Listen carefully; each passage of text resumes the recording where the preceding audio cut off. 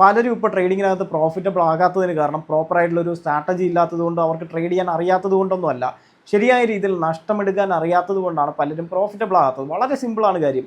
ശരിയായ രീതിയിൽ ഇവരെന്ന് നഷ്ടമെടുക്കാൻ പഠിക്കുന്നോ അന്ന് മാത്രമേ ഇവർക്കൊരു പ്രോഫിറ്റബിൾ ട്രേഡർ ആകാനായിട്ട് കഴിയുള്ളൂ. വളരെ സിമ്പിളായിട്ട് ഒരു എക്സാമ്പിൾ പറഞ്ഞു തരാം. നിങ്ങളൊരു 90% വിൻ റേറ്റുള്ള സ്ട്രാറ്റജിയാണ് ഫോളോ ചെയ്യുന്നതെന്ന് കരുതുക.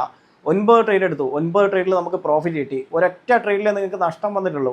പക്ഷേ ആ ഒരു കിട്ടിയ 9 ട്രേഡിൻ്റെ പ്രോഫിറ്റ് ഈ ഒരൊറ്റ ട്രേഡിൽ കൊണ്ട് നിങ്ങൾ നഷ്ടപ്പെടുത്തി കളയും. എന്തുകൊണ്ടാണ്? ശരിയായ രീതിയിൽ നിങ്ങൾക്ക് നഷ്ടമെടുക്കാനായിട്ട് അറിയാത്തത് കൊണ്ടാണ് അങ്ങനെ സംഭവിക്കുന്നത്.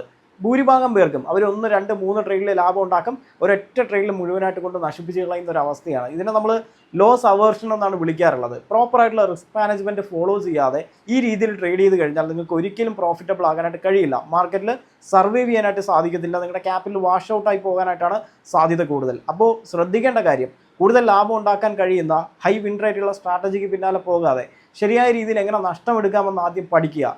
പഠിച്ച് തന്നെ മുന്നോട്ട് പോവുക.